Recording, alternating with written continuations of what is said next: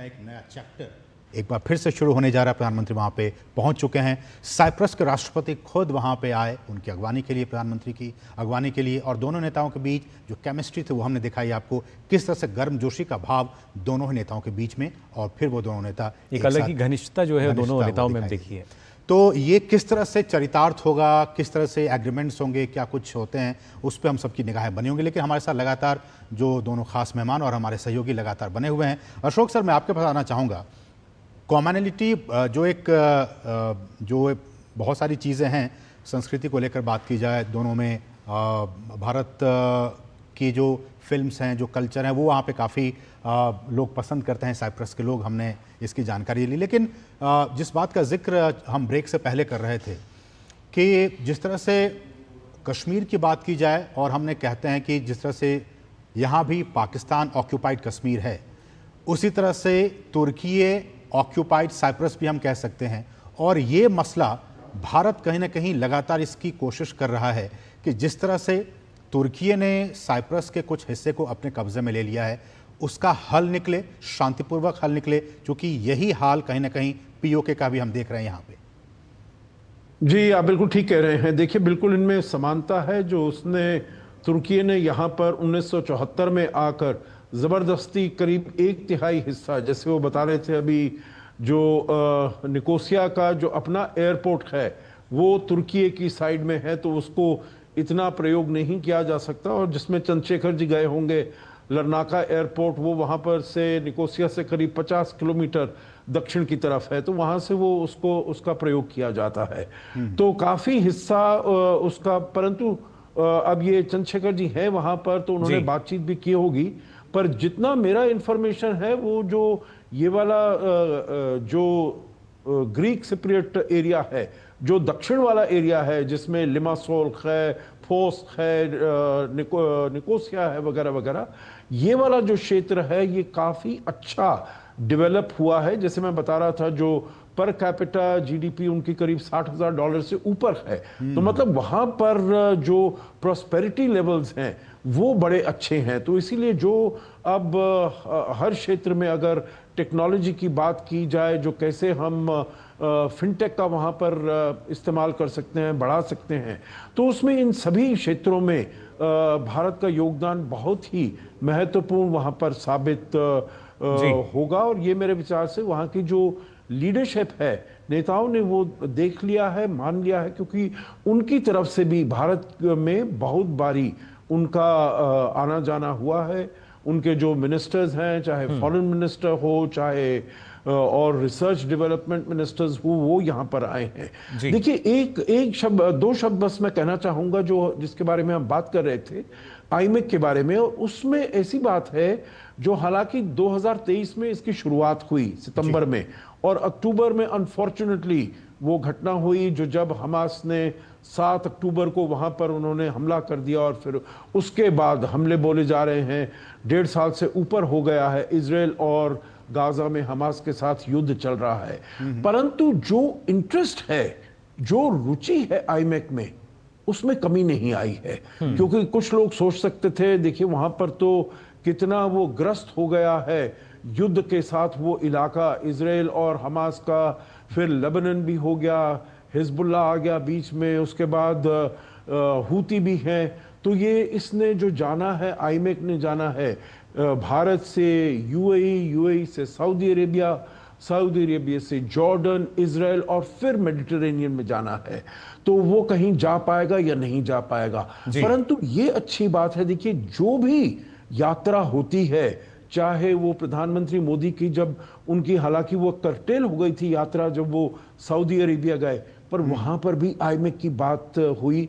जब हमारे विदेश मंत्री जाते हैं यूएई या और किसी भी उस क्षेत्र में, किसी भी देश में जाते हैं, आईमेक की बात होती है। तो मैं समझता हूं जो ये आईमेक जब ये पूरा होगा, क्योंकि काफी इंफ्रास्ट्रक्चर बीच में बना हुआ है, तो वो बिल्कुल एक गेम चेंजर का काम करेगा। क्योंकि ये अमेरिका को थ्रू द अटलांटिक मिलाएगा यूरोप से, यूरोप को थ्रू द मेडिटेरेनियन मिलाएगा वेस्ट एशिया से, वेस्ट एशिया को मिलाएगा भारत से, और भारत अपने यहां से जो हमारा ट्राइलैटरल हाईवे है उसको हम ले जा रहे हैं थ्रू म्यांमार,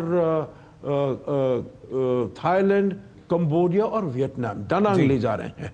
तो वो देखिए बहुत महत्वपूर्ण होने वाला है पूरे, न केवल भारत और इन देशों के लिए परंतु पूरे विश्व के लिए। जी बिल्कुल, और कहीं ना कहीं भारत की जो ये विकास यात्रा है, या हम कह सकते हैं विश्व की विकास यात्रा का नेतृत्व कहीं ना कहीं भारत करता हुआ नजर आता है, आईमैक के जरिए हम बात करें, या इसके साथ साथ संजय जी जब भारत की हम खासतौर से सॉफ्ट पावर की अगर हम बात करते हैं, कल्चरल हेरिटेज को हम देखें, वो भी हम देखते हैं असीम अलग अलग स्तर पर हमें नजर आती है, और ख़ासतौर से ये काफ़ी महत्वपूर्ण हो जाता है कि हर एक क्षेत्र में, हर एक सेक्टर में किस तरीके से भारत की एक जो उभरती हुई भूमिका है वो हमें नजर आती है। जब पूरी दुनिया में हार्ड पावर की बात होती है, उस दौरान हार्ड पावर के साथ साथ सॉफ्ट पावर की भी बात होनी चाहिए, और भारत इसकी बात लगातार करता आ रहा है, क्योंकि जो बातें आप हार्ड पावर के जरिए नहीं मनवा सकते हैं संजय जी, मुझे लगता है कि सॉफ्ट पावर के जरिए आप उसको मनवा सकते हैं, और भारत के पास वो सॉफ्ट पावर है।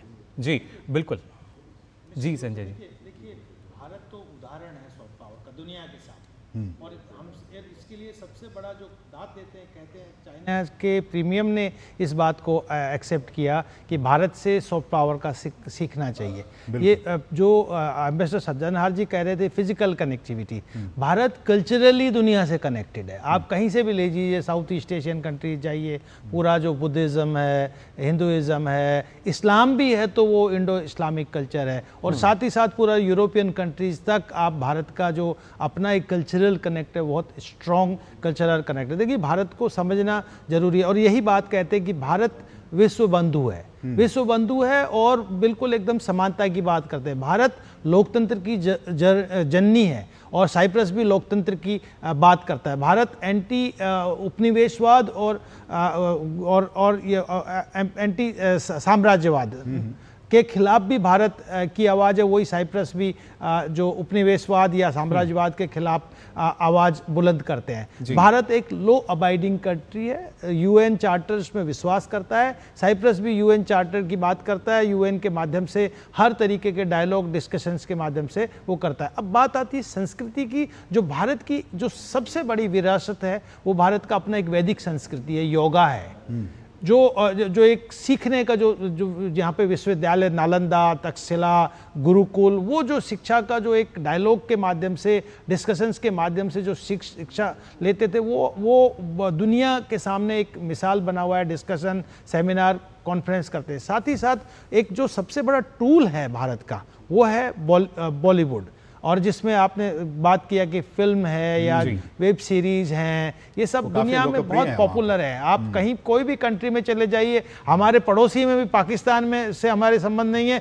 लेकिन भारत के जो मूवीज हैं, जो भारत की सिनेमा है, बाकी सीरीज हैं, इतनी पॉपुलर है बांग्लादेश या बाकी साउथ ईस्ट एशियन कंट्रीज में। तो भारत का जो एक कल्चरल कनेक्ट है और जो एक विरासत है, ये भारत की सॉफ्ट पावर है, ये भारत की ताकत है। और प्रधानमंत्री नरेंद्र मोदी जी इस बात को हमेशा से कहते हैं कि भारत एक मृदु शक्ति है, हम हार्ड पावर और मिलिट्री पावर में विश्वास नहीं करते, लेकिन अगर जरूरत पड़ी और आतंकवाद जैसे रावण को अगर मारना होगा तो हम हार्ड पावर के रूप में भी आगे बढ़ रहे हैं। हम एक न्यूक्लियर पावर हैं, लेकिन हमने कभी डेमोन्स्ट्रेट नहीं किया, कभी न्यूक्लियर, लेकिन जो बाकी कंट्रीज हैं ब्लैकमेल करते हैं न्यूक्लियर आर्सेनल्स के माध्यम से। भारत ने कभी न्यूक्लियर अपने डिफेंस के लिए रखा, लेकिन कभी भी उसके इस्तेमाल की बात नहीं की। पड़ोस में भी कभी मिलिट्री एक्शंस की, कभी हार्ड पावर के रूप में हमने कभी भी कोई किसी भी नेबर, छोटे नेबर हो या बड़ा मिडिल पावर्स हो, किसी के अगेंस्ट हमने नहीं किया। तो भारत का जो एक सबसे बड़ा एक जो रेसिपी, जो भारत की सबसे बड़ी एक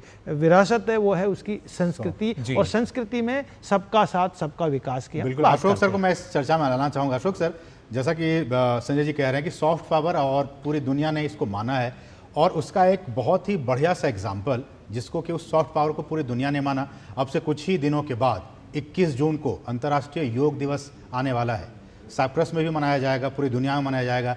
तो ये भारत की एक एसेट है, एक पहुंच है, किस तरह से आप उस सॉफ्ट पावर को न सिर्फ भारत में बल्कि पूरी दुनिया को एक गिफ्ट के तौर पर भारत ने देने का काम किया है। जी, आप बिल्कुल ठीक कह रहे हैं। देखिए, ये इसकी शुरुआत तो जो इंटरनेशनल डे ऑफ योगा है, जो 21 जून को पूरे विश्व में मनाया जाता है, और बहुत ही ऊर्जा से और बहुत ही शौक से इसको मनाया जाता है। सभी देशों में। देखिए इसका पहले जिसे कहा जाता है, हम कहते हैं thinking out of the box, वो बिल्कुल ऐसा ही प्रपोजल है, क्योंकि ये योग तो हमारे साथ न केवल सदियों का परंतु हजारों साल से हमारे साथ रहा है। और भारत में तो घर के बच्चे इसको योग में किसी ना किसी प्रकार से, चाहे प्राणायाम हो या योगासन हो, वो करते हैं। परंतु ये ध्यान में प्रधानमंत्री के उस समय आया 2014 में, जब वो पहली बार गए सितंबर 2014 में, यूएन जनरल असेंबली का उनका पहला भाषण था। और उन्होंने ये कहा, जब उनकी हर दिन के शुरू होने से पहले एक मीटिंग होती है, जब भी डेलीगेशन बाहर जाती हैं, तो उन्होंने कहा कोई नया ऐसा इनिशिएटिव बताइए, नया आइडिया बताइए जिससे कि हम कनेक्ट कर सकें पूरे विश्व के साथ। और किसी की तरफ से नहीं आया। उन्होंने कहा जो हमको इंटरनेशनल डे ऑफ योगा हमको एक डिक्लेयर करना चाहिए और यूनाइटेड नेशंस को कहना चाहिए जो एक आप ऐसा दिन मुकर्रर करिए जी। और यहाँ तक कि जो वहाँ के जो सदस्य देश हैं असीम जी, उसमें 193 देश हैं जो कि सदस्य हैं यूनाइटेड नेशंस के, उसमें से 177 देश 177 कंट्रीज, वो सब उन्होंने इसको प्रपोजल को इस मोशन को को स्पॉन्सर किया। तो मतलब इतना ज्यादा ग्राउंड स्वेल, इतना ज्यादा सपोर्ट मिला। और अब तो बिल्कुल सभी न केवल देशों में परंतु अलग अलग छोटे बड़े शहरों में ये होता है। और इससे ये न केवल जैसे कहा जाए संगीत है या नृत्य है, उनका अपना स्थान है, परंतु इससे सभी लोग उनकी जो चाहे वो सेहत है और आजकल का जो माहौल है उसमें हेल्थ पर ध्यान दिया जाना चाहिए। इतना ज्यादा ध्यान नहीं हो सकता, परंतु ये योग एक अपना मानसिक बैलेंस भी देता है और एक फिजिकल बेनिफिट भी देता है।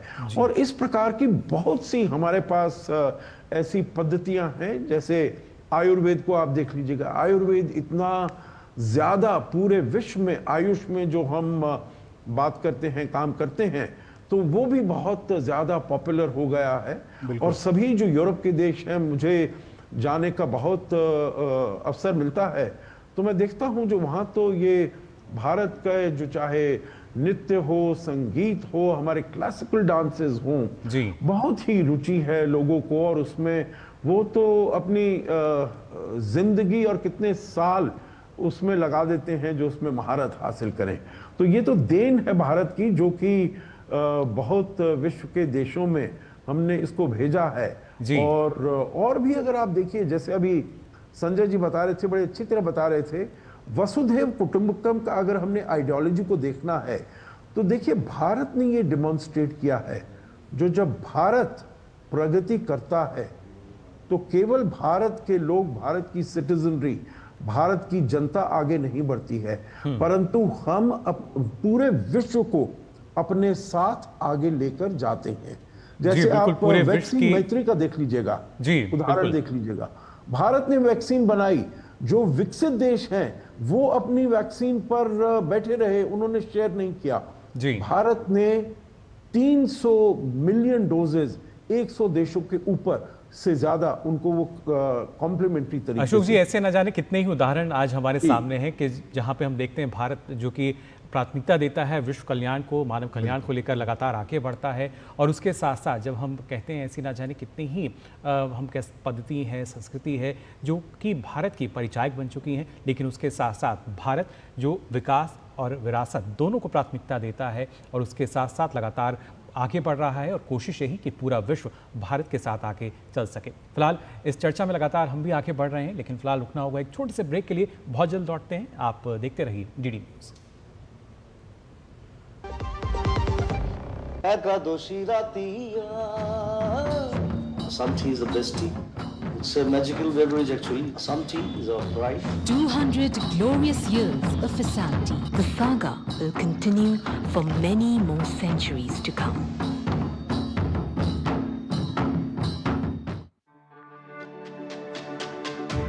मेरी पसंद, मेरी पसंद,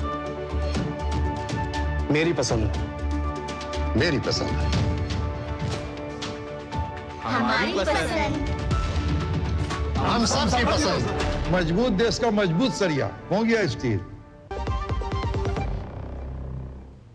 तो ब्रेक के बाद आप सभी का एक बार फिर स्वागत हमारी इस विशेष पेशकश में। लगातार हम बात कर रहे हैं भारत साइप्रस के बीच किस तरीके से जो साझेदारी है इसका नया अध्याय अब आज से शुरू हो रहा है, और उसके साथ साथ कौन से ऐसे क्षेत्र हैं जहां पर तमाम संभावनाएं हैं और दोनों देशों के बीच कई ऐसी समानताएं जिसको लेकर ये माना जा रहा है कि और भी ज़्यादा साझेदारी जो है वो नज़र आएंगी और मजबूती दोनों के संबंधों में, रिश्तों में नज़र आ सकेगी। लेकिन इसके अलावा जब हम देखते हैं कैसे दोनों देश आगे बढ़ रहे हैं और किस तरीके के विकल्प जो हैं वो हमारे क्षेत्र में नज़र आते हैं, अलग अलग ऐसे तमाम पहलू हैं, इस बारे में भी लगातार हम चर्चा कर रहे हैं। खास मेहमान जो हैं वो लगातार हमारे साथ जुड़े हुए हैं। और यहाँ संजय जी, आपसे मैं जानना चाहूँगा, हमने ब्रेक पे जाने से पहले बात की कि किस तरीके से एक सॉफ्ट पावर के तौर पे भारत को हम देखते हैं, लेकिन अब जब हम देख रहे हैं कि जो आने वाला समय है उसमें हम भारत को देखते हैं कि भारत एक मैन्युफैक्चरिंग हब के रूप में कहीं ना कहीं स्थापित होता नज़र आता है, या पूरे विश्व की जब हम बात करते हैं तो पूरे विश्व को एक समाधान के तौर पर भी भारत को देखा जाता है। और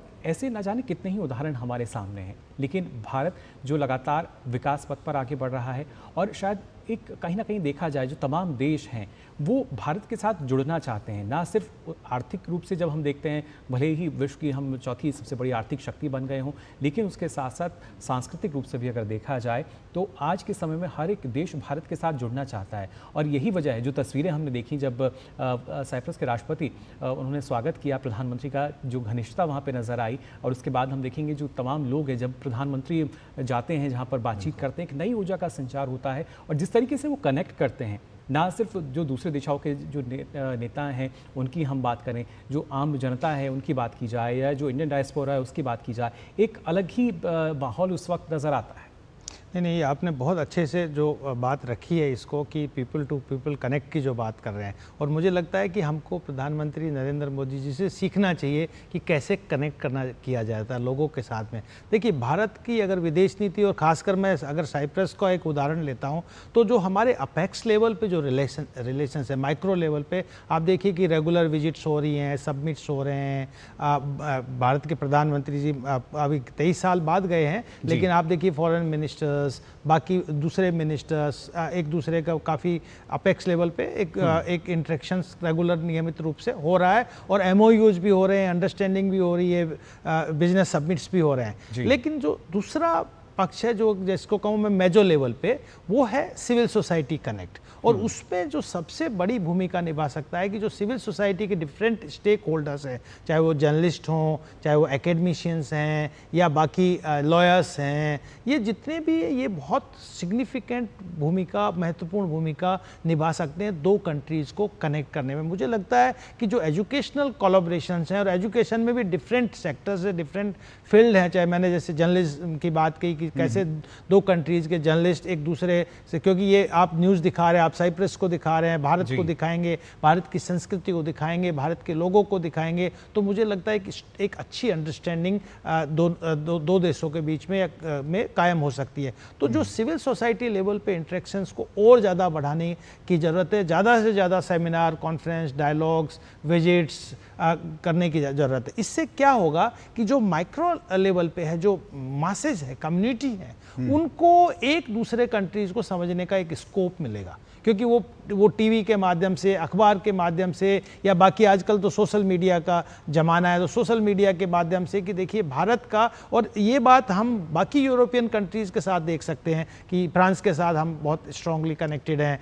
यूके के साथ कनेक्टेड हैं, हम मिडिल ईस्ट के कंट्रीज़ के साथ भी कनेक्टेड हैं। लेकिन जो कंट्रीज़ हैं जैसे साइप्रस है, साइप्रस एक बहुत अच्छा टूरिस्ट डेस्टिनेशन हो सकता है। अगर साइप्रस की टूरिज़्म आइलैंड स्टेट है तो वहाँ का टूरिज़्म, या भारत एक बहुत स्ट्रॉन्ग अट्रैक्शन है टूरिज्म के लिए, चाहे आप कोस्टल के संदर्भ में देखिए या हिल के संदर्भ में देखिए, यहाँ की जो अपनी संस्कृति है उसके संदर्भ में देखिए। तो ये काम कौन सा, ये करियर कौन कर सकता है, ये सिविल सोसाइटी लेवल पे इंटरेक्शन होगा, और उनको भारत की जनता को समझने का, एक अंडरस्टैंडिंग करने का। देखिए जैसे अमेरिका एक प्रोग्राम चलाता है कि भारत के लोगों को कि अमेरिका को जानो, इस तरीके के different civil society know India programme चलाते हैं, लेके जाते हैं। तो वही पैटर्न हमको दुनिया के देशों के साथ, यूरोपियन कंट्रीज को, उनके लोगों को लाके भारत को दिखाना चाहिए कि भारत कितनी बड़ी एक सांस्कृतिक विरासत है दुनिया के सामने, जो वसुधैव कुटुंबकम की बात करता है और सर्वोत्थान की बात करते हैं,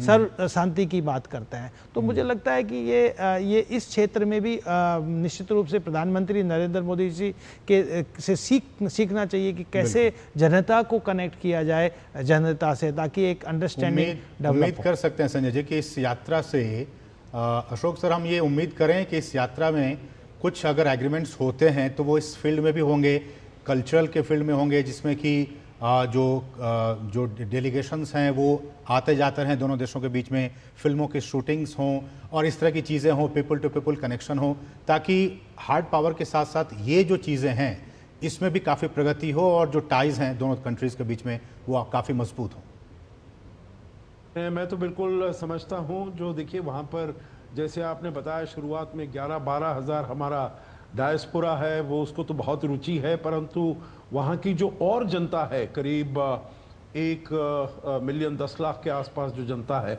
उसको भी बहुत रुचि है। और मैं समझता हूँ कल्चरल एग्रीमेंट, हमने बायलैटरल कल्चरल एग्रीमेंट साइन किया हुआ है 2023 से लेकर 2025 तक, इसको आगे बढ़ाया जाएगा और कुछ ना कुछ ऐसे टारगेट्स लिए जाएंगे जो हमने क्या करना है इस क्षेत्र में आगे बढ़ते हुए, क्योंकि बहुत अब पूरे विश्व में रुचि बढ़ गई है। जैसे भारत का कद बड़ा है पूरी दुनिया में, न केवल आर्थिक क्षेत्र में परंतु सामरिक क्षेत्र में, सभी ये जानते हैं, मानते हैं, जो विश्व का कोई भी प्रॉब्लम बिना भारत की पार्टिसिपेशन और कंट्रीब्यूशन के वो हल नहीं हो सकता है। तो इसलिए बहुत रुचि बढ़ी है भारत में, भारत की फिलॉसफी में, भारत की सोच में, और मैं समझता हूं इस यात्रा से जरूर इन मुद्दों पर भी बहुत हम आगे प्रगति देख पाएंगे। जी बिल्कुल, प्रगति जो है वो ज़ाहिर तौर पे नज़र आएगी। और ख़ासतौर से संजय जी अगर देखा जाए इसमें जो नीतियां हैं वो कितनी कारगर आपको नज़र आती हैं, क्योंकि लगातार हम बात करते हैं आज दूसरे देशों के साथ जिस तरह के संबंध भारत के हैं, भारत की जो विदेश नीति की अगर खास तौर से बात की जाए वो काफ़ी महत्वपूर्ण हो जाती है और एक तरीके से उसका जो एग्जीक्यूशन है वो लगातार हम देखते हैं कितने बेहद अच्छे तरीके से लगातार किया जाता है। और यही वजह है कि उसके बाद की जो तस्वीरें हैं वो कुछ इस तरह की ही अब हमारे सामने आती हैं जहां भी प्रधानमंत्री पहुंचते हैं। देखिए, भारत का एक बड़ा मिसाल दुनिया के सामने रखता है कि देखिए इंटरनली हम डेमोक्रेटिक कंट्री हैं, चाहे विदेश नीति का मामला हो या बाकी जो इंटरनल डोमेस्टिक इश्यूज हों, उस पर हो सकता है कि मतभेद हों लोगों में, लेकिन मन भेद नहीं है, पहली बात। और दूसरी बात, अभी जो पहलगाम के बाद में जो डेमोस्ट्रेट किया भारत ने कि देखिए कि यहाँ पे फॉरेन पॉलिसी इश्यूज हो या सिक्योरिटी इश्यूज हो, आतंकवाद का विषय हो या दुनिया के दूसरे देशों के साथ संबंध करने की बात हो, तो देखिए सभी पार्टियों के बीच में कंसेंसस है, सभी जो स्टेक होल्डर्स है उनके बीच में कंसेंसस है। और जिस तरीके से भारत सरकार ने डेलीगेशंस के माध्यम से कि चाहे वो किसी भी हर पॉलिटिकल पार्टीज़ का रिप्रेजेंटेशन होके सभी ने एक बात कही कि हम शांति प्रिय देश हैं, हम आतंकवाद के खिलाफ है और हम चाहते हैं कि कोई भी रॉग स्टेट या कोई भी रॉग स्टेट जो का डीप स्टेट जो जिस तरीके से आतंकवाद को हथियार बना के लोगों को, दुनिया को भयभीत कर रहा है, उसके खिलाफ सभी दुनिया के लोगों को आवाज़ उठानी चाहिए। तो भारत का जो एक सबसे बड़ा ये इफेक्टिव टूल है फॉरेन पॉलिसी का कि दुनिया के सामने हमारी फॉरेन पॉलिसी जो एक सर्वसम्मत फॉरेन पॉलिसी भारत की सामने आती है। और ये डिफरेंट ओकेजन्स पे ये देखिए, ये एक बात और भी रखिए कि भारत का जो फॉरेन पॉलिसी हम जैसे कहते हैं मल्टी अलाइन फॉरेन पॉलिसी है, यानी कि हम सबके साथ में संबंध रखना चाहते हैं। ऐसा नहीं कि हम किसी एक ग्रुप के या एक कंट्री के साथ अलाई होके, नहीं, हम सबके साथ हैं। हम एससीओ के भी मेंबर हैं, हम ब्रिक्स के भी मेंबर हैं, लेकिन हम क्वाड के भी मेंबर हैं। हम डिफरेंट प्रोजेक्ट्स में, चाहे हम आईमैक के थ्रू हम यूरोपियन कंट्रीज़ के साथ, अमेरिका के साथ कनेक्ट होना चाहते हैं, लेकिन जो इंटरनेशनल नॉर्थ साउथ कॉरिडोर है जिसमें ईरान है, सेंट्रल एशियन रिपब्लिक है, रशिया है, उनके साथ भी हम कनेक्टिविटी की बात करते हैं। साउथ ईस्ट एशियन कंट्रीज़ के साथ हमारी एक्ट ईस्ट पॉलिसी के माध्यम से हम पूरे साउथ ईस्ट एशियन कंट्रीज़ के साथ में कनेक्ट होना चाहते हैं। तो भारत की जो एक जो दूरदर्शिता है कि जब तक इस पूरे दुनिया को कल्चरली नहीं कनेक्ट होगा, दुनिया फिजिकली कनेक्ट नहीं होगी, तब तक सबका विकास नहीं हो सकता। सबका विकास करने के लिए निश्चित रूप से हमको ये जो ग्लोबल कंसर्न्स हैं जिसमें हम फूड सिक्योरिटी की भारत हमेशा बात करता है, स्वास्थ्य की बात करता है, जो मुद्दे हैं ये तब हम उनको उस टारगेट को अचीव कर पाएंगे। इसलिए भी संजय जी आपको याद होगा 2023 में जब भारत में G20 का आयोजन किया गया था तो उसने भारत ने जो थीम रखा था वो यही था, one world, one earth, one future. तो कहीं ना कहीं भारत की ये कोशिश है कि सब कहीं ना कहीं एक दूसरे से कनेक्टेड हैं, और अगर सबका विकास चाहते हैं जो कि भारत की रही है कि वसुधैव कुटुंबकम, उसी के ज़रिए हम सबको साथ लेकर चलना होगा, तभी हम सबका एक सामूहिक विकास हो सकता है। सालोज में रहकर, अलग अलग रहकर हम पूरी पृथ्वी का, पूरी मानवता का विकास नहीं कर सकते हैं। ये भारत की सोच रही है और इसी सोच को अब धीरे धीरे पूरी दुनिया भी समझ रही है और उसको आत्मसात करने की कोशिश कर रही है। और जो नहीं समझ रहे हैं उनको भी भारत समझाने की लगातार कोशिश कर रहा है कि जैसे कि बाकी देश हैं, और इंटरनेशनल फोरम पे भी भारत की कोशिश रही है कि उन देशों को समझाया जाए कि भाई आप जो रास्ता अख्तियार कर रहे हैं वो सही नहीं है, आप शांति के रास्ते पर चलें, बुद्ध के रास्ते पर चलें, तभी आपका विकास हो सकता है। इस बात की भी कोशिश लगातार भारत कर रहा है। हम आपसे चर्चा आगे बढ़ाएंगे और इस विषय पर और भी बातचीत करेंगे, लेकिन उससे पहले रुकेंगे बहुत ही छोटे से ब्रेक के लिए। आप देखते रहिए DD न्यूज़।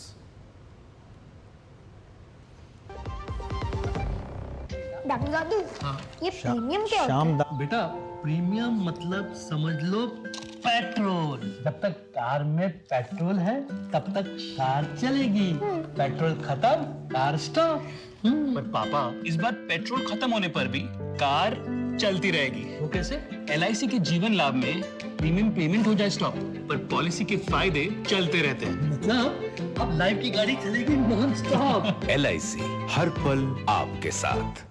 जब धरती चीर कर निकलता है लोहे का पत्थर और मिलता है मोंगिया के जोश से, फिर तपता है, पिघलता है और बनता है फौलाद।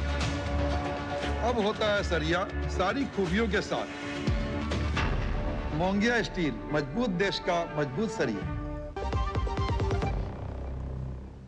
ब्रेक के बाद आप सभी का एक बार फिर स्वागत हमारे इस विशेष कार्यक्रम में। लगातार आपको हम बता रहे हैं किस तरीके से भारत और साइप्रस जो हैं दोनों एक मजबूत साझेदार के रूप में अब यहाँ नज़र आ रहे हैं, और ये दोनों देशों के बीच काफ़ी पुराने संबंध हैं जो कि एक तरीके से हम देख सकते हैं जिनमें नयापन जो है नज़र आ रहा है, क्योंकि अब इसमें बहुत सी ऐसी नई हम कह सकते हैं चीज़ें जो हैं वो जुड़ती हुई नज़र आ रही हैं। लेकिन इसके साथ साथ संजय जी, जब जुड़ाव की हम बात करते हैं, आपने जैसे कहा कि कैसे लगातार भारत की जो नीतियाँ हैं, विदेश नीति की बात की जाए वो काफ़ी कारगर रही है, लेकिन जब हम सबका प्रयास और सबका विश्वास की बात करते हैं, क्योंकि एक समय ऐसा था शायद किसी देश में अगर कोई भारतीय है तो शायद वो बताने में भी हिचकिचाता था, लेकिन आज वो गर्व से बताता है कि वो भारतीय है। तो ये एक जो विश्वास एक हर किसी भारतीय के अंदर आया है, और ख़ासतौर से उसमें जब हम देखते हैं कि अगर कहीं भी भारतीय किसी भी परिस्थिति में है, अगर कोई मुश्किल भी आ रही है किसी भी देश में है, तो भारत बहुत जल्दी कोशिश ये करता है कि कैसे हम वहाँ पर सुविधाएं जो हैं वो पहुँचा सकते हैं, कैसे शांति व्यवस्था जो है बनाई जा सकती है। फर्स्ट रिस्पॉन्डर, हाँ बिल्कुल, फर्स्ट रिस्पॉन्डर के तौर पर। तो ये जो एक विश्वास जगह है और इसका सीधा फायदा हम देखते हैं देश को तो मिलता है, इसको किस तरीके से आप देखते हैं?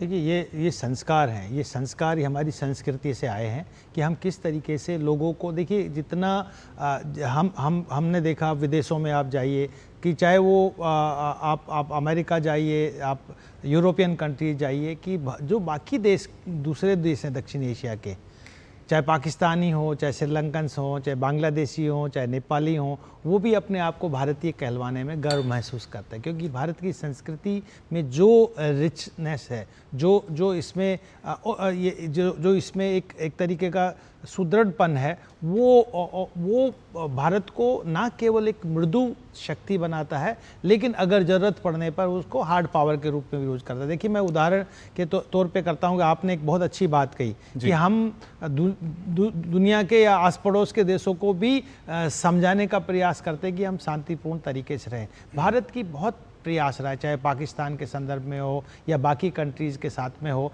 एक सॉफ्ट पावर के रूप में, एक पीपल टू पीपल कांटेक्ट के माध्यम से, अमन की आस के माध्यम से, हम बस सर्विसेज, रोड सर्विसेज, हर तरीके से हमने प्रयास किया कि हम कनेक्ट करें, उनका भी विकास करें, अपना भी विकास करें। लेकिन जब ये टेक्निक्स काम नहीं आती, जैसे कहते हैं शाम दाम दंड भेद, जब ये टेक्निक्स काम नहीं आती तो भारत एक हार्ड पावर के रूप में भी डेमोस्ट्रेट करता है अपनी ताकत को। और हमने ये किया जब पाकिस्तान ने उरी हुआ या पठानकोट हुआ या अभी पहलगाम हुआ, तो हमने सर्जिकल स्ट्राइक्स के माध्यम से बताने का कोशिश किया कि आप या तो प्यार से सुधर जाइए, प्यार से ठीक हो जाइए, नहीं तो हम आपको डंडे के माध्यम से ठीक करेंगे। और हम उसमें काफ़ी कुछ सफल भी हो रहे थे भारत की।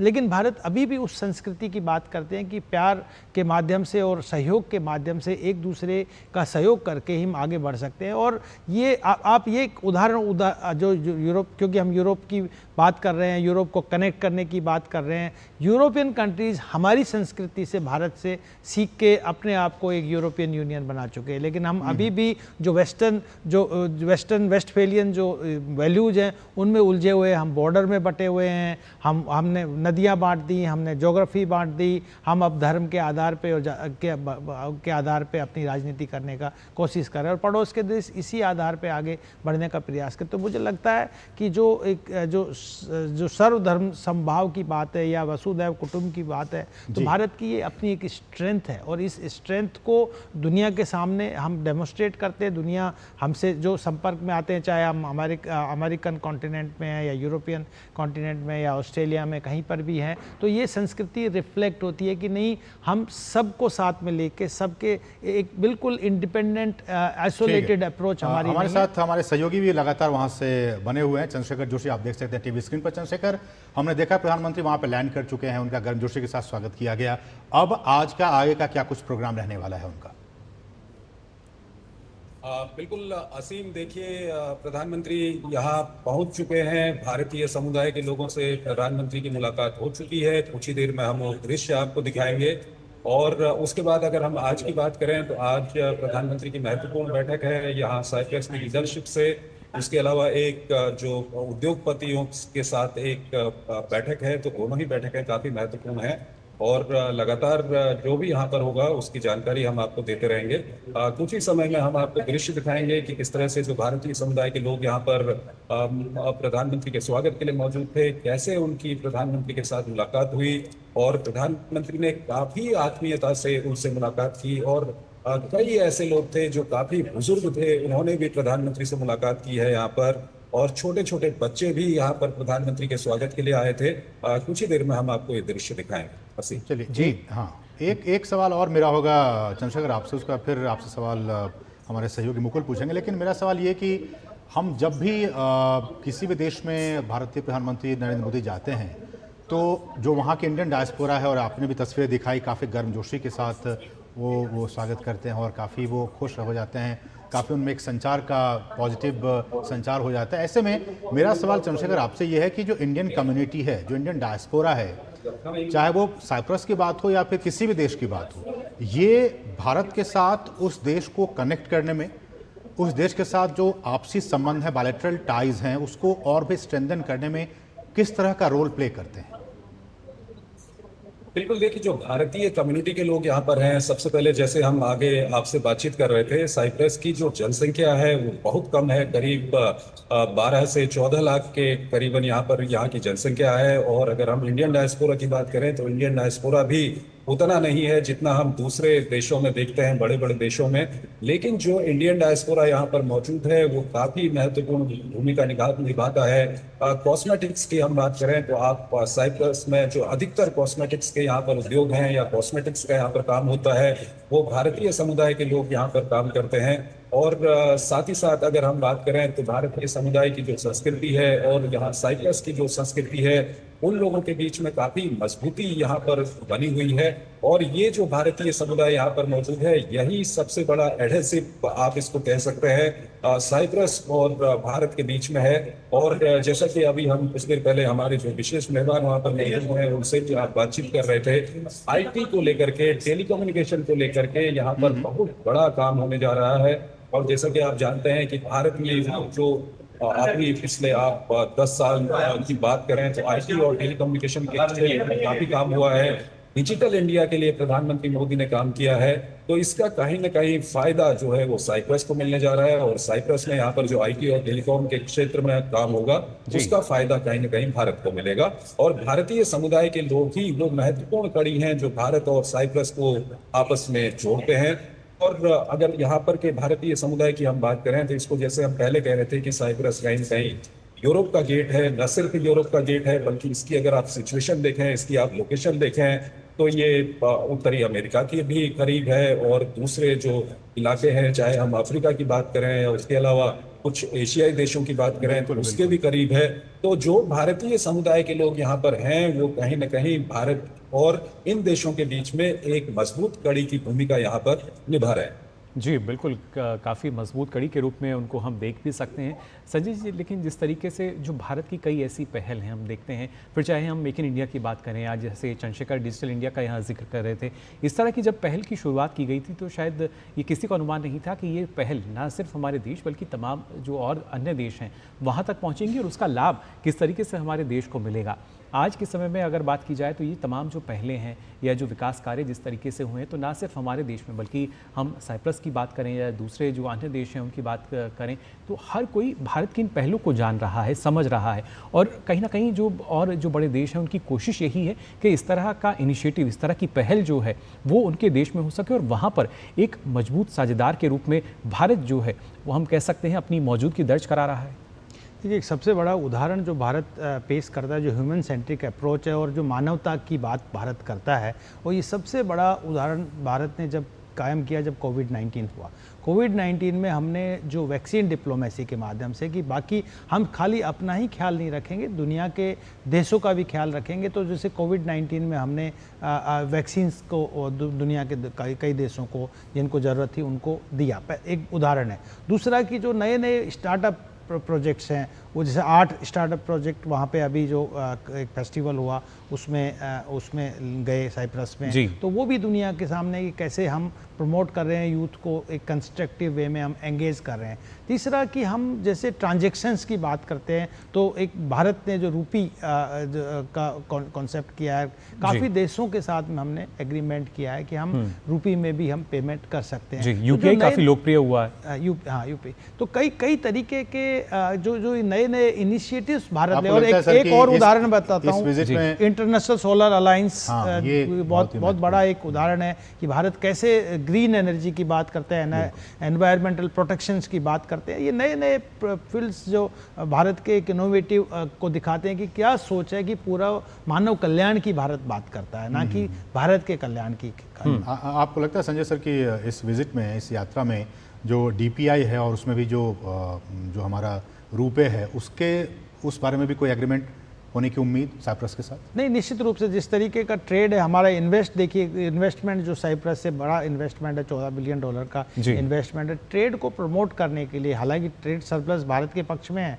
लेकिन इस ट्रेड को और ज़्यादा इम्प्रूवमेंट करने के लिए, और अभी जिस तरीके से हम यूरोपियन यूनियन के साथ FTA करने जा रहे हैं, फ्री ट्रेड एग्रीमेंट्स, तो निश्चित रूप से अगर ये एग्रीमेंट होता है और एक लचीलापन हमारे मौद्रिक नीति में आता है इन देशों के साथ में, तो ट्रेड में डेफिनेटली इजाफा होगा, हम आगे बेहतर तरीके से व्यापार कर पाएंगे। और व्यापार का जो क्षेत्र आप देखिए, दवा है, वस्त्र है, स्टील है, मशीनरी है, और जो नए टेक्नोलॉजिकल सेक्टर है, IT सेक्टर है, IT सर्विसेज हैं, उनमें भी हम बेहतर तरीके से इनके साथ व्यापार कर पाएंगे। और इनसे जो हम इंपोर्ट करते हैं, जैसे पेय पदार्थ इंपोर्ट करते हैं, बाकी बिल्कुल। और लगातार संजय जी हमारे पास वहाँ से तस्वीरें आ रही हैं, फ्रेश विजुअल्स आ रहे हैं, हम वो अपने दर्शकों को दिखाना चाहेंगे कि जब प्रधानमंत्री नरेंद्र मोदी एयरपोर्ट से अब होटल पहुंच चुके हैं, वो तस्वीरें होटल और होटल पहुंचने का मतलब कि वहाँ पे जो इंडियन कम्युनिटी है, जो वहाँ के जो लोग वहाँ पे रह रहे हैं, वो एक झलक पाने के लिए काफ़ी घंटों से इंतज़ार में वहाँ पे हैं।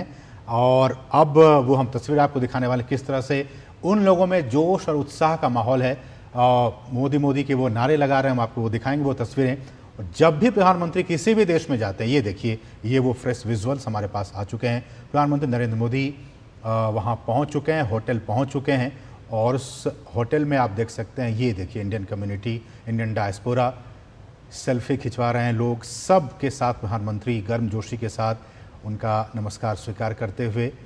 और मुकुल, ये वो क्षण होता है कि जब 23 वर्षों के बाद कोई प्रधानमंत्री वहाँ पहुँचे हैं जी, और आप समझ सकते हैं कि वहाँ जो लोग भारतीय मूल के रह रहे हैं उनमें कितना जोश और उत्साह हो सकता है। बिल्कुल, वो बिल्कुल इस तरीके से स्वागत कर रहे हैं जैसे उनके घर से कोई जो मेहमान हैं वो उनके पास अब पहुँच चुके हों। जिस तरह की बात हम लगातार कर रहे थे कि कैसे पीपल टू पीपल कनेक्ट जब हम देखते हैं, उसकी तस्वीर आप देख सकते हैं कि कैसे प्रधानमंत्री नरेंद्र मोदी ना सिर्फ लोगों का अभिवादन स्वीकार करते नजर आए, उनके साथ सेल्फी जो है वो हम देख पा रहे हैं कैसे ले रहे हैं। और कुछ बच्चे जिन्होंने जो आज बनाई है, उनके फ़ोटोज़ बनाए हैं, उनका ऑटोग्राफ वो लेना चाह रहे हैं। और उसके साथ साथ ये देखिए एक छोटी बच्ची है जिसको आशीर्वाद देते नजर भी आए हैं। और हर किसी से प्रधानमंत्री की कोशिश है कि जो लोग उनसे मिलने आए हैं वो उनसे मिल सकें, उनकी बात को सुन सकें। ये कोशिश भी प्रधानमंत्री की शायद रहती है। और देखिए, विश्व के सब हम इस बात को लगातार स्ट्रेस दे रहे हैं।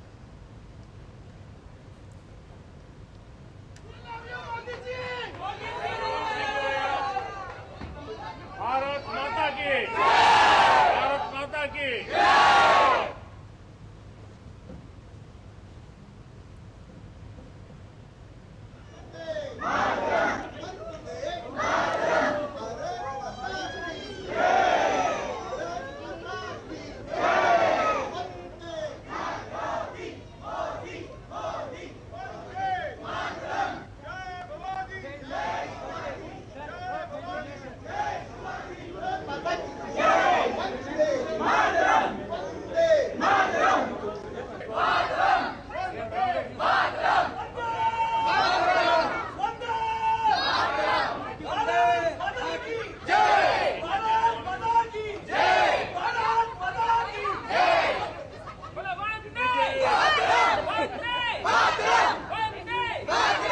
ये भी आधुनिकता और परंपरागत दोनों का मिलन।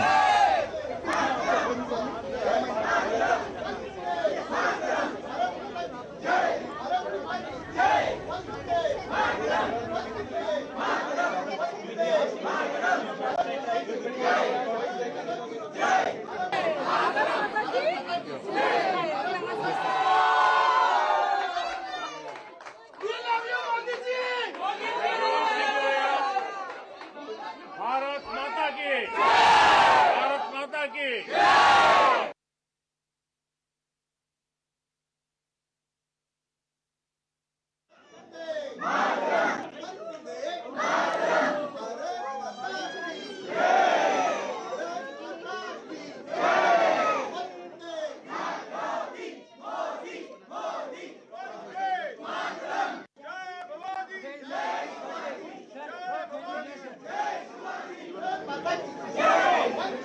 Madam!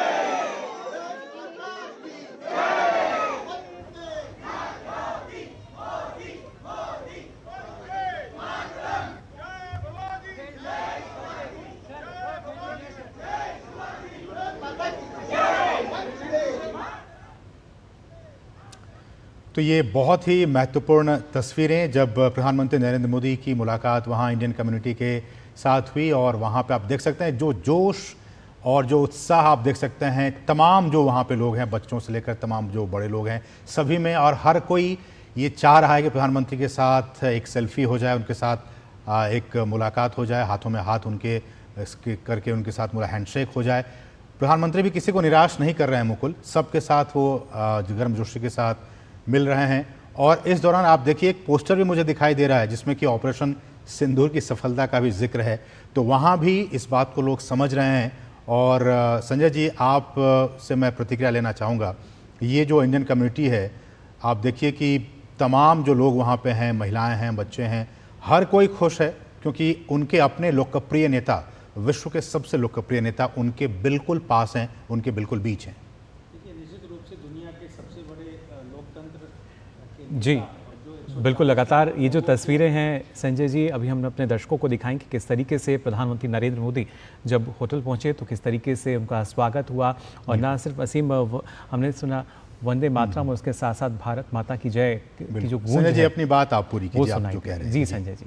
निश्चित रूप से देखिए, दुनिया 140 करोड़ लोगों को रिप्रेजेंट करने वाले भारत के दुनिया के सबसे बड़े लोकतंत्र के नेता इतनी सहजता के साथ में, इतनी परंपरा और अपने संस्कारों के साथ लोगों को किसी से हाथ मिला रहे हैं, किसी पे हाथ नमस्ते कर रहे हैं, हाथ जोड़ रहे हैं, बच्चों को प्यार कर रहे हैं। तो ये लग रहा है कि कितना इनका सहज स्वभाव है कि अपने लोगों को देख के उनसे कितनी इनकी आत्मीयता दिखाई देती है, कितनी भारतीयता दिखाई देती है। ये वहाँ पे इनका स्वागत हो रहा है होटल में, जिस तरीके से रिफ्लेक्ट हो रहा है। और साथ ही साथ भारत माता की जय, वंदे मातरम, ये भारतीयता के अपने अपने संस्कार हैं, अपने प्रतीक हैं, और इनको हम आगे बढ़ाते हैं, दुनिया में जाते हैं तो निश्चित रूप से जो एक एकता है, जो यूनिटी है, जो भारत के लोगों में एक अपनी आपसी प्रेम है, वो रिफ्लेक्ट होता है। तो मुझे लगता है कि एक मिसाल है, प्रधानमंत्री नरेंद्र मोदी जहाँ पे भी जाते हैं इस तरीके के से भारतीय संस्कृति को आगे बढ़ाते हैं और लोगों के सामने एक उदाहरण पेश करते हैं कि हमको अपने लोगों के साथ में किस तरीके से मिलना चाहिए। उसमें भारतीयता, आधुनिकता और पूरा परंपरागत सबको शामिल किया। सेल्फी भी ले रहे हैं, हाथ भी मिला रहे हैं, नमस्ते भी कर रहे हैं, और भारत माता की जय के साथ में लोगों का अभिवादन भी कर रहे हैं। जी बिल्कुल, और खासतौर से चंद्रशेखर लगातार हमारे साथ जुड़े हुए हैं। चंद्रशेखर, आप तो खुद वहाँ मौजूद हैं, आपने भी वो ऊर्जा और उत्साह जो है महसूस किया होगा जो हम इन तस्वीरों में देख पा रहे हैं। हमने आपको भी देखा चंद्रशेखर।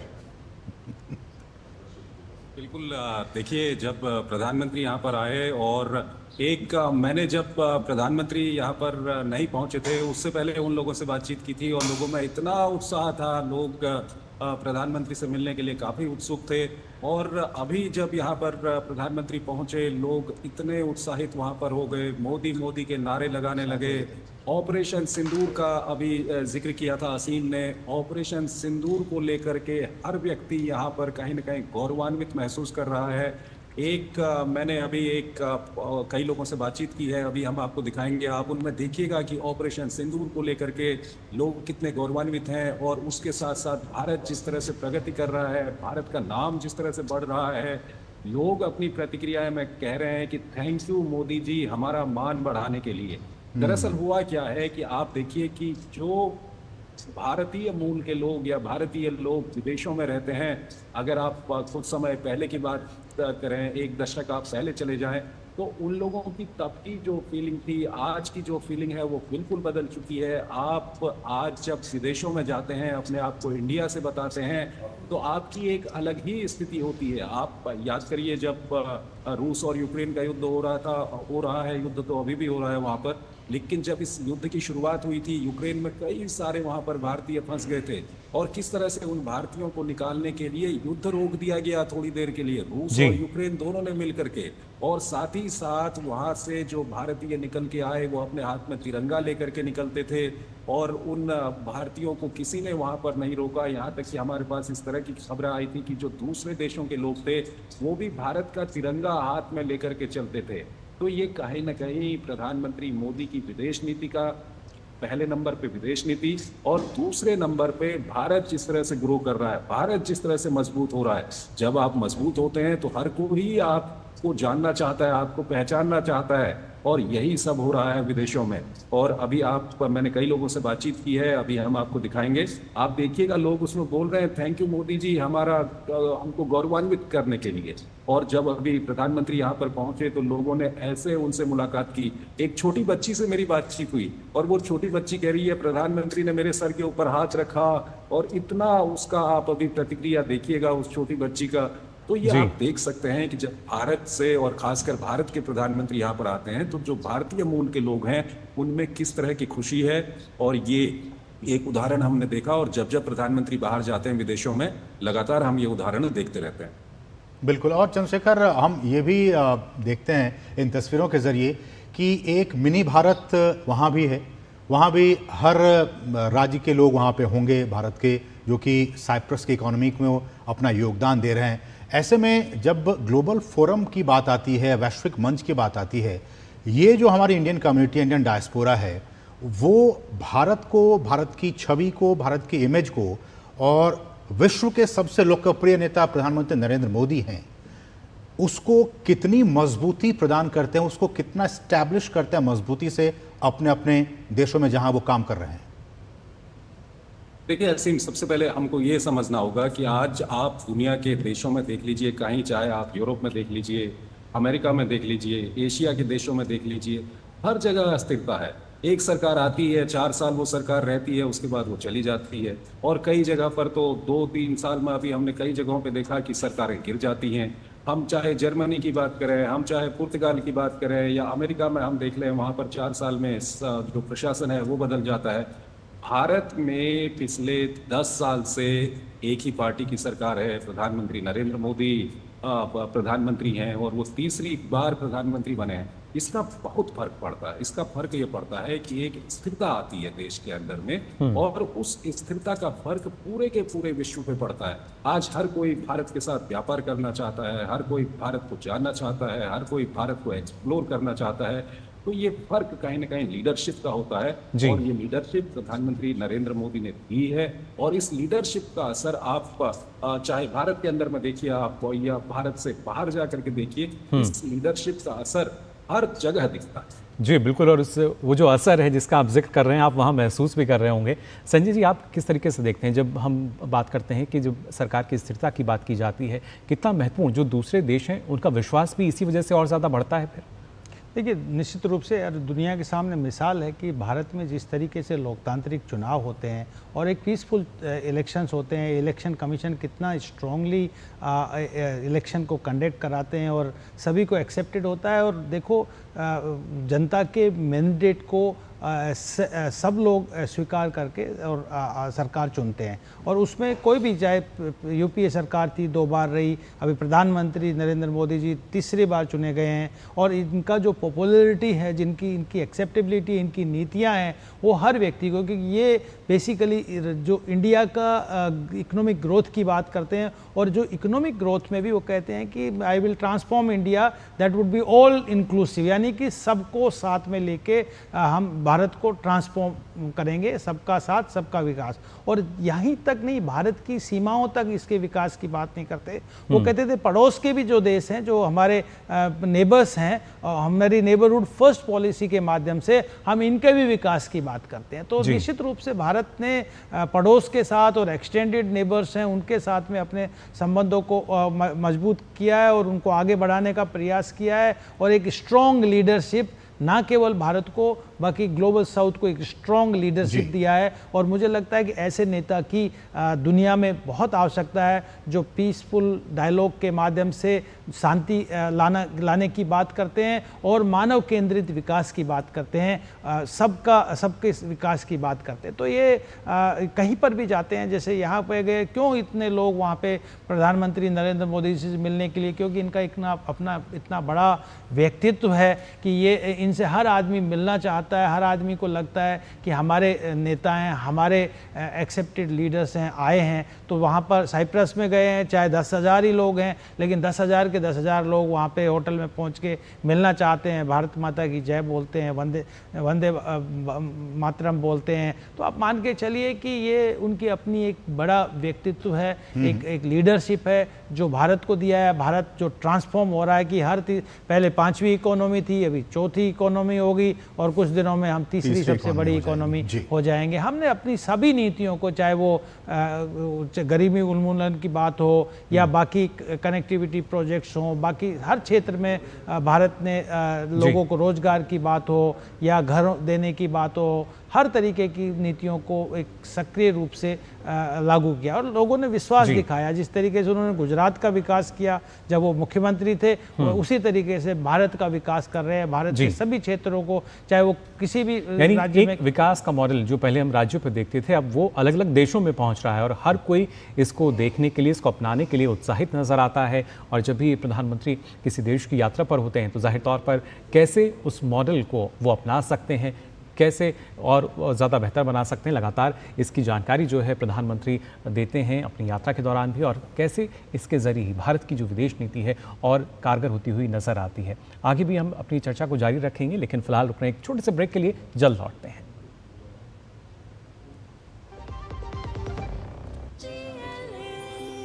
जो लक्ष्य चुना था समझ आने लगा है। GLA यूनिवर्सिटी, उच्च लक्ष्य की निश्चित प्राप्ति। मेरी पसंद, मेरी पसंद, मेरी पसंद, मेरी पसंद, हमारी पसंद, हम सबकी पसंद। मजबूत देश का मजबूत सरिया मोंगिया स्टील। और ब्रेक बाद आपका फिर से स्वागत है। आप हमारा विशेष कार्यक्रम देख रहे हैं। भारत साइप्रस साझेदारी का नया अध्याय। प्रधानमंत्री साइप्रस पहुंच चुके हैं। वहां जो इंडियन कम्युनिटी है, इंडियन डायस्पोरा, उनसे उनकी मुलाकात हुई है।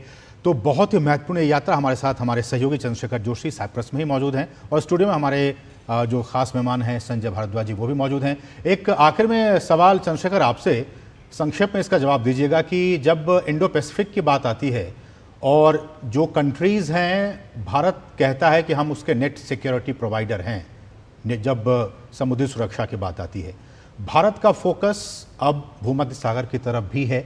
समुद्री सुरक्षा भी उसमें एक बहुत ही महत्वपूर्ण मसला है।